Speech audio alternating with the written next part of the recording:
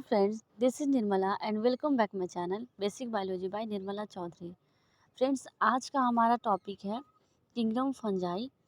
पिछले क्लास में ये पूरा नहीं हो पाया था, तो आज किंगडम फंजाई को ही कंटिन्यू करेंगे और आज ख़त्म करेंगे। तो चलिए स्टार्ट करते हैं किंगडम फंजाई। और किंगडम फंजाई में जो है क्लासिफिकेशन ऑफ किंगडम फंजाई के बारे में आज हम पढ़ेंगे। तो चलिए स्टार्ट करते हैं। किंगडम फंजाई के बारे में मैंने पिछले क्लास में जो है इसका मोड ऑफ न्यूट्रिशन, इसका स्ट्रक्चर, कैरेक्टरिस्टिक फीचर, ये सारे कुछ मैंने बता दिया है। तो आज हम मेनली पढ़ेंगे क्लासिफिकेशन ऑफ किंगडम फंजाई। ठीक है। तो जैसा कि मैंने पिछले क्लास में समझाया है, तो थोड़ा सा यहाँ से समझा दूँ कि ये जो किंगडम फंजाई होता है फ्रेंड्स, किंगडम जो फंजाई होता है मल्टी सेलुलर ऑर्गेनिज्म होता है। और एक्सेप्ट जो है ईस्ट को छोड़कर यहाँ पे देख पा रहे होंगे, ईस्ट को छोड़कर बाकी जितने भी फंजाई होते हैं वो क्या होते हैं, मल्टी सेलुलर होते हैं और यूकैरियोटिक ऑर्गेनिज्म होते हैं। दूसरा, सेल वॉल इज़ प्रेजेंट होता है, बट सेल वॉल जो होता है काइटिन का बना होता है। ठीक है। और ये हेटरोट्रॉपिक होता है, सैप्रोफिटिक होता है और पैरासिटिक होता है। ठीक है। फ्रेंड्स, एक चीज़ और बता दें कि फंजाई का जो मेंबर होता है, तो फंजाई जो होता है फ्रेंड्स, यानी कि जो कवक होता है उसको बहुत बहुत वेराइटी होता है। इसका बहुत ज़्यादा वेराइटी होता है, बहुत ज़्यादा संख्या में होता है। ठीक है। कवक के जो मेंबर होते हैं, इसका जो ग्रुप होता है, जो इसका वेराइटी होता है, बहुत तरह के होता है फ्रेंड्स। जैसे आप मशरूम को ही एग्जांपल यदि ले लो, तो मशरूम एक टाइप के नहीं होता, बहुत टाइप का होता है। ठीक है। बहुत ज़्यादा वेराइटी पाया जाता है, इसलिए ये भी एक कारण है जिस कारण इसे जो अलग क्लासिफिकेशन किंगडम के अंतर्गत रखा गया। ठीक है। और दूसरी बात कि इसमें क्लोरोफिल नहीं पाया जाता है और साथ ही साथ इसमें वस्कुलर बंडल नहीं पाया जाता, यानी कि जाइलम और फ्लोएम नहीं होता है। तो यह भी कारण है जिस कारण इसे प्लांट किंगडम में नहीं रखा गया है, इसे जो है फंजाई किंगडम में रखा गया है। ठीक है। तो ऐसे ही बहुत सारे कारण हैं फ्रेंड्स जिसे नहीं रखा गया प्लांट किंगडम के अंतर्गत। ऐसे तो मशरूम प्लांट ही होता है और जो हम फूड के रूप में यूज में लाते हैं, लेकिन उसे नहीं रखा क्योंकि इसमें क्लोरोफिल प्रेजेंस नहीं होता है। तो चलिए स्टार्ट करते हैं, आगे बढ़ते हैं। तो चलिए स्टार्ट करते हैं क्लासिफिकेशन ऑफ किंगडम फंजाई। तो फ्रेंड्स, मैं आपको बता दूं कि जो किंगडम जो ये है फंजाई है, उसका ढेर सारा क्लासिफिकेशन है। ऐसे मेनली 4 टाइप का होता है इसका क्लासिफिकेशन।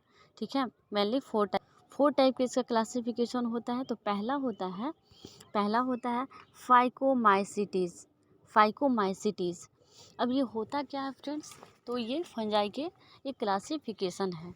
ठीक है। तो ये होता क्या है, तो ये है, समझते हैं। इस लाइन को पढ़ते हैं यहाँ से। We find this in moist surface. तो ये जो फाइकोमाइसिटीज के अंतर्गत जो भी फंजाई आते हैं फ्रेंड्स, वो कहाँ पाए जाते हैं फिर, तो मॉइस्ट सरफेस पर पाए जाते हैं, मॉइस्ट सरफेस। ठीक है।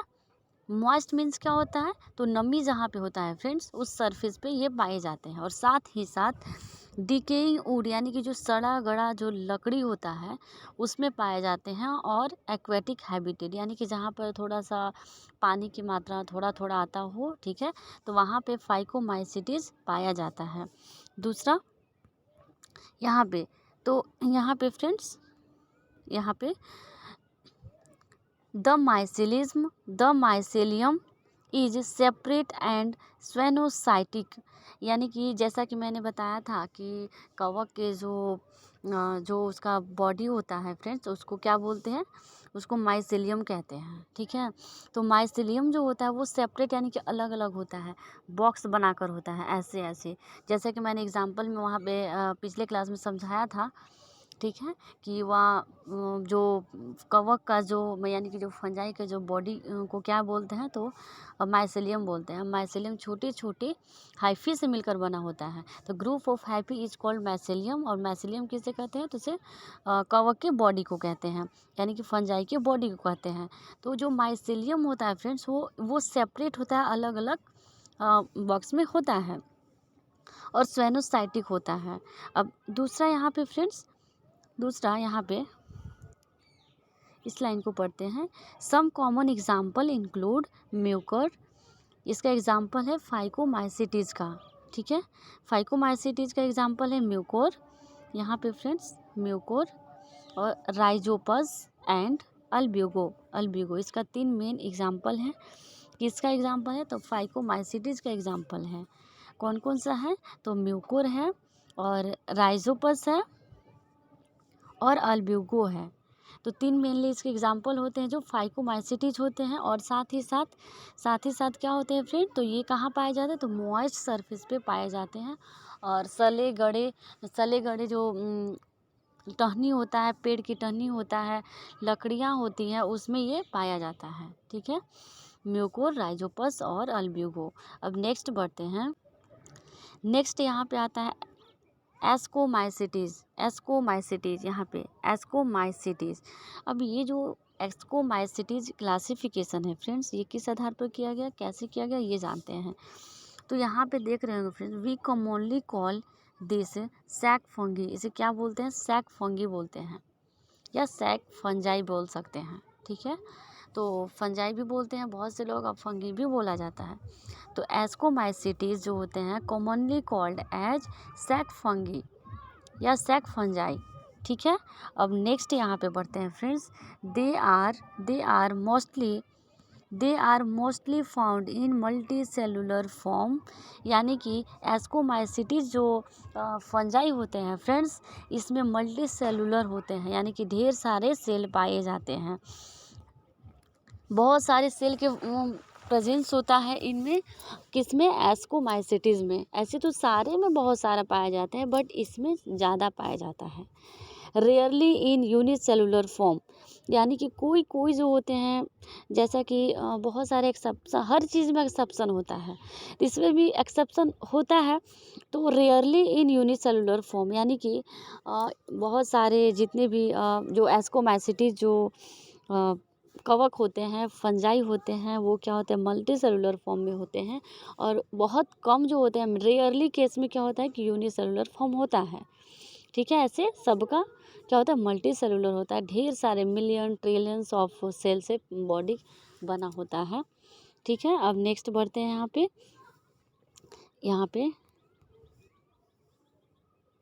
इन ascomycetes the mycelium is in branch and separate form, यानी कि जो एस्कोमाइसिटीज है फ्रेंड्स, उसका जो माइसेलियम होता है, माइसेलियम मीन्स होता है कि कवक के बॉडी को माइसेलियम कहते हैं, ठीक है। तो उसका जो माइसेलियम होता है फ्रेंड्स, वो ब्रांच्ड होता है, यानी कि ब्रांच ऐसे यहाँ से ब्रांच, यानी कि अगर मान लो ये कोई कवक है, ठीक है, तो इसका ब्रांच निकला हुआ रहता है, ब्रांच यानी कि शाखा निकला हुआ होता है फ्रेंड्स।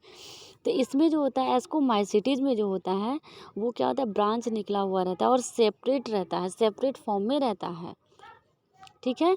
तो जैसे यहाँ पे ब्रांच निकला हुआ है, ऐसे शाखा फॉर्म में निकला हुआ रहता है। तो एस्कोमाइसिटीज़ में क्या होता है कि ब्रांच होता है माइसेलियम में, यानी कि कवक में, फंजाई में, ठीक है। तो यहाँ क्लियर हुआ। अब यहाँ पे फ्रेंड्स इस लाइन को पढ़ते हैं। हाँ, दे आर सैप्रोफिटिक, डिकम्पोजर और पैरासिटिक, यानी कि यहाँ पे एक बात नोट कीजिएगा, बहुत इम्पॉर्टेंट बात है कि जो एस्कोमाइसिटीज होता है फ्रेंड्स, वो सैप्रोफिटिक भी होता है, डिकम्पोजर भी होता है और पैरासिटिक भी होता है, ठीक है। पैरासिटिक भी होता है। अब सैप्रोफिटिक का मतलब क्या होता है? सैप्रोफिटिक का मतलब होता है जो सड़ा गला टहनी, पेड़ पौधा, जितने भी कार्बनिक पदार्थ हैं, कार्बनिक मैटर है, सबको खाता है, ठीक है। सड़ा गला जितने भी पदार्थ होते हैं फ्रेंड्स, जितने भी होते हैं, सबको क्या करता है? खाता है। तो उसे सैप्रोफिटिक एनिमल, जो फूड के रूप में किसको ले? जो कार्बनिक पदार्थ होते हैं उसे ले, तो उसे क्या बोलते हैं? सैप्रोफिटिक बोलते हैं। सैप्रो मीन्स क्या होता है? सैप्रो मीन्स होता है कि सड़ा गला पेड़ पौधा, ठीक है। यदि फिटिक यानी कि पौधा, यानी कि पेड़ पौधा का जो भी सड़ा गला जो भी मटेरियल होता है, यदि उसे भोजन के रूप में ले रहा है तो उसे क्या बोलेंगे, सैप्रोफिटिक बोलते हैं। दूसरा डिकम्पोजर, डिकम्पोजर मीन्स होता है फ्रेंड्स कि जो किसी भी जीव को मिट्टी में, खनिज में उसको मिला दे, ठीक है, तो उसे डिकम्पोजर कहते हैं। उसको डिकम्पोज करना, उसको गलाना, उसको सड़ाना, किसका काम होता है, डिकम्पोजर के काम होता है। तो एस्कोमाइसिटीज के जितने भी एग्जाम्पल होते हैं फ्रेंड्स, वो क्या होते हैं, सैप्रोफिटिक होते हैं, डिकम्पोजर होते हैं, यानी कि किसी भी चीज़ को क्या करते हैं कि ये मिट्टी में मिलाते हैं, खनिज में मिला देते हैं। यानी कि डिकम्पोजर ऐसे भी समझ सकते हैं कि डिकम्पोज करना, किसी भी चीज़ को गला देना, ख़त्म कर देना उसका। तो ये हो गया डिकम्पोजर। दूसरा पैरासिटिक, पैरासिटिक मीन्स होता है, मैंने पहले भी आपको समझाया है, पैरासिटिक मीन्स होता है फ्रेंड्स कि जो अपना भोजन खुद नहीं बनाता हो, ठीक है, अपने भोजन के लिए किसी और पर निर्भर रहता हो, उसे पैरासिटिक बोलते हैं। ठीक है, तो ये बात समझ में आई होगी।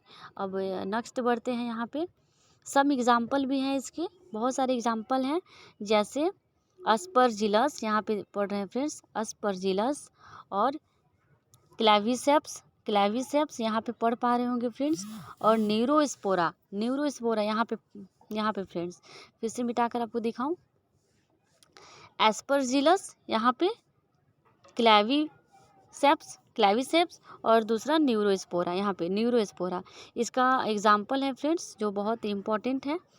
तो एस्परजिलस, क्लैविसेप्स और न्यूरोस्पोरा किसके एग्जाम्पल है, एस्केमाइसिटीज का एग्जाम्पल है, जो क्या होते हैं फिर, सैप्रोफिटिक होते हैं, डिकम्पोजर होते हैं और पैरासिटिक होते हैं। अब नेक्स्ट बढ़ते हैं।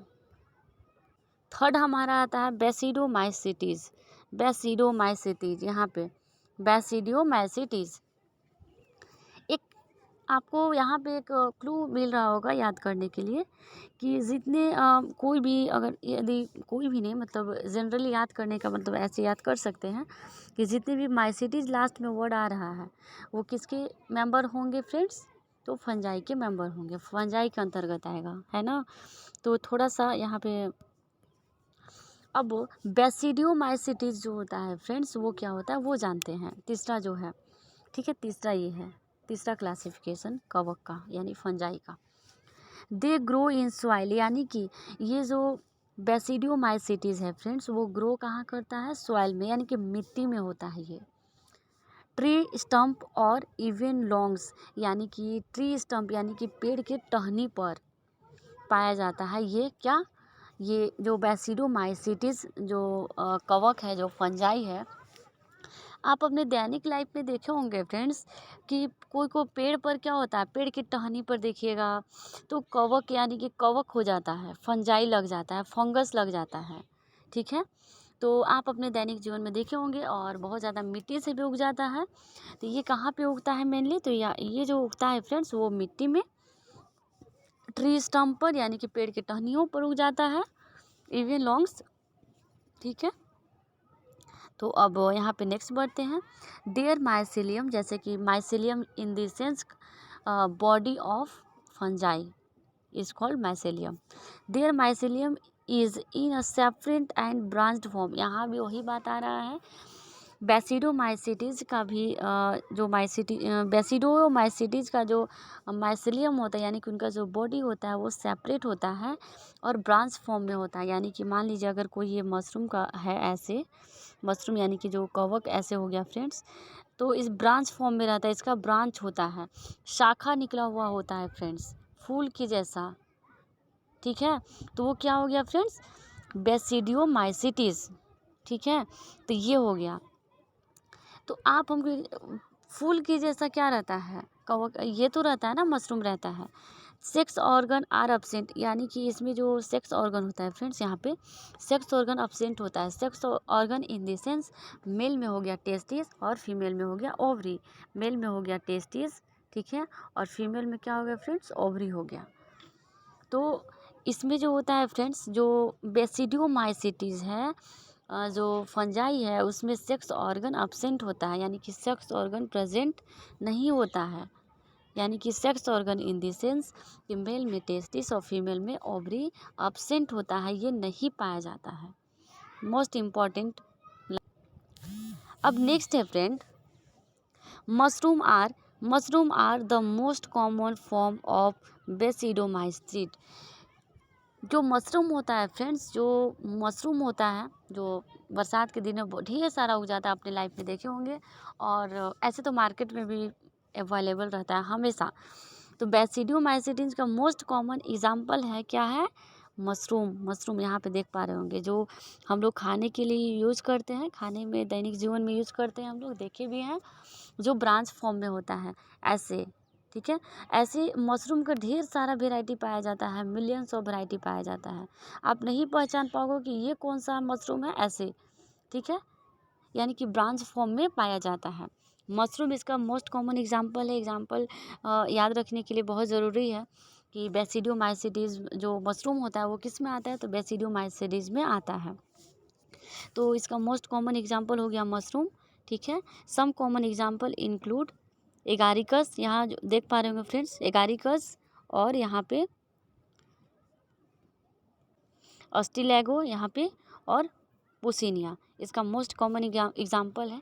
मशरूम के जैसा ही होता है, इसको भी खाने में यूज करते हैं, तो मशरूम का ये टाइप है। और बेसिडोमाइसिटीज़ में जो होता है फ्रेंड्स, वो क्या होता है, उसके अंदर मशरूम आते हैं और बहुत सारे एगारिकस आते हैं और अस्टिलैगो आते हैं, और साथ ही साथ जो होता है पुसिनिया आता है। इसका मोस्ट कॉमन एग्जाम्पल है।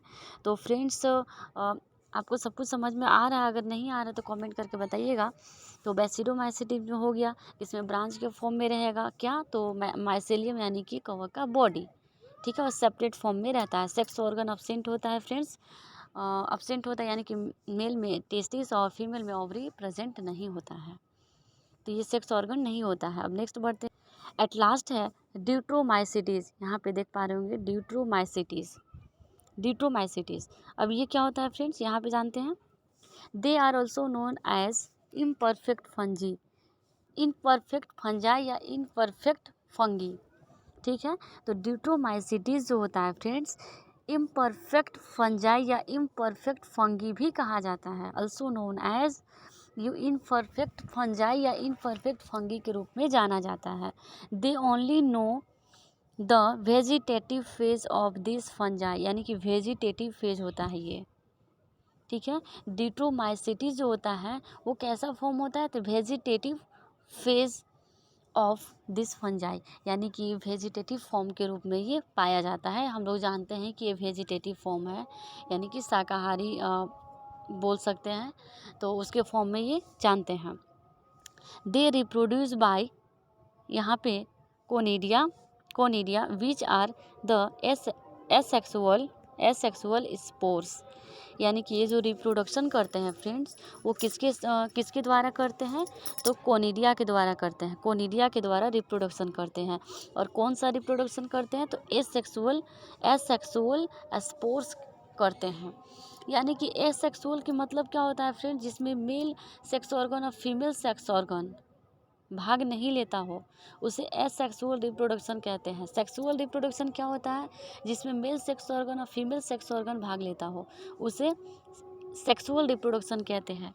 तो यदि आप रिप्रोडक्शन चैप्टर मेरा नहीं देखे हैं तो आप जाकर वीडियो देख सकते हैं, बहुत डिटेल में समझाया हुआ है फ्रेंड्स। तो यहाँ पे एसेक्सुअल बात आया इसलिए मैंने बोल दिया। तो एसेक्सुअल स्पोर बनाते हैं ये, है ना, जिसमें कोनोडिया रिप्रोड्यूस करता है, कोनोडिया के द्वारा रिप्रोड्यूस करता है।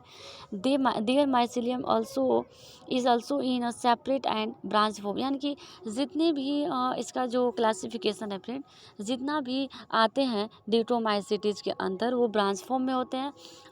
ऊपर का जो तीनों पढ़े उसमें भी ब्रांच फॉर्म में होते थे और इसमें भी ब्रांच फॉर्म में होता है, यानी कि शाखा निकला हुआ होता है। The common example include Alternaria, यहाँ पे अल्टरनेरिया और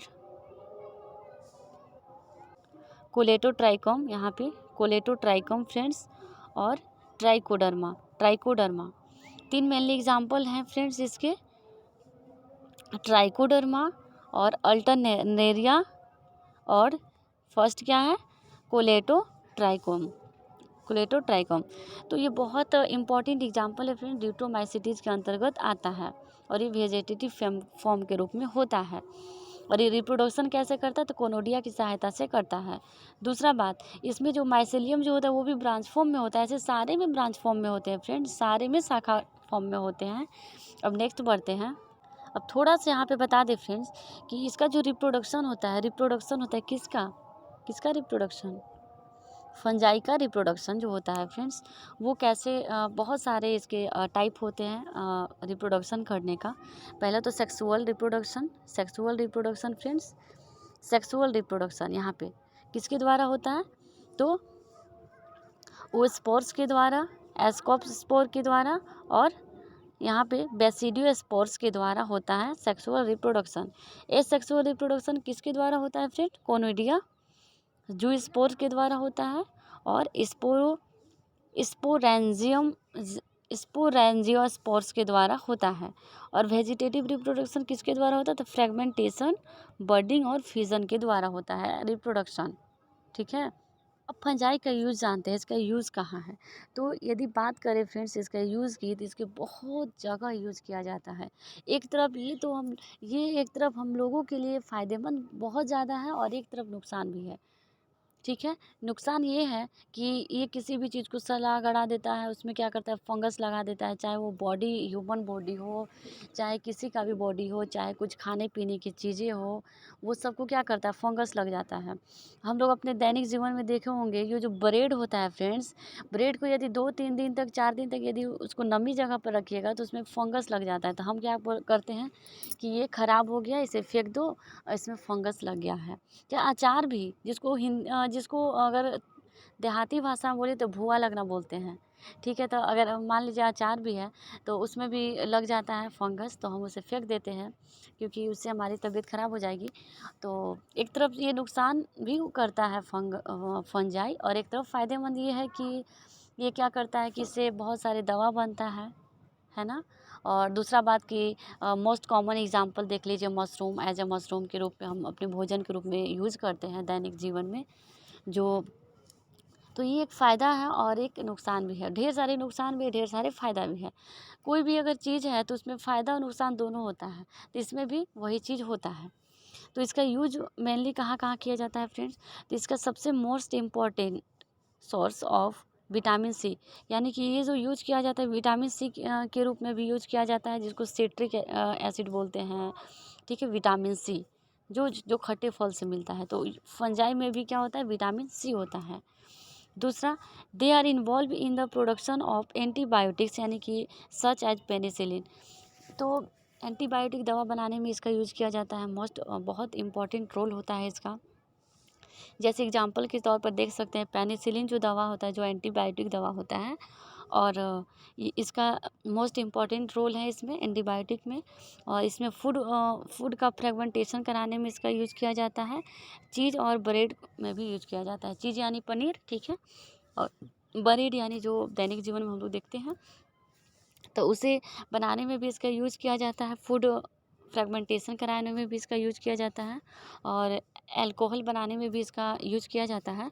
और दूसरा, mushroom are the type of fungi are edible, यानी कि मशरूम का जितना भी टाइप है फ्रेंड्स, मशरूम का जितना भी टाइप्स है वो क्या होता है, एडिबल हमारे लिए होता है, हमारे लिए फ़ायदेमंद होता है, तो हमारी बॉडी को नुकसान नहीं होता है तो मशरूम से। तो ये एक बहुत बड़ा फ़ायदेमंद है, ये एडिबल पार्ट है मशरूम। तो आज के का जो क्लास था वो काफ़ी इम्पोर्टेंट था फॉर ऑल क्लास। ठीक है। बेसिक स्पेशली ये 9th और 11th क्लास के लिए मोस्ट इम्पॉर्टेंट चैप्टर है, बट क्योंकि दोनों में पढ़ना है। तो फ्रेंड्स आज के लिए बस इतना ही। हमने बहुत डिटेल में समझा दिया है, बता दिया फंजाई के बारे में। अब नेक्स्ट हमारा दूसरा टॉपिक होगा। तो फ्रेंड्स यदि आपको समझ में आए तो प्लीज़ मेरे चैनल को सब्सक्राइब कर देना, लाइक कर देना, शेयर कर देना, और अपने फ्रेंड लोग के पास शेयर करना। तो यदि कहीं भी समझ में नहीं आए तो कमेंट करके बताना, मैं उसको फिर से समझा दूँगी, फिर से बता दूँगी। तो फ्रेंड्स आज के लिए बस इतना ही, मिलते हैं नेक्स्ट वीडियो में नेक्स्ट टॉपिक। तो फ्रेंड्स आज के लिए बस इतना ही, मिलते हैं नेक्स्ट वीडियो में नेक्स्ट टॉपिक के साथ। तब तक के लिए आपका बहुत बहुत धन्यवाद।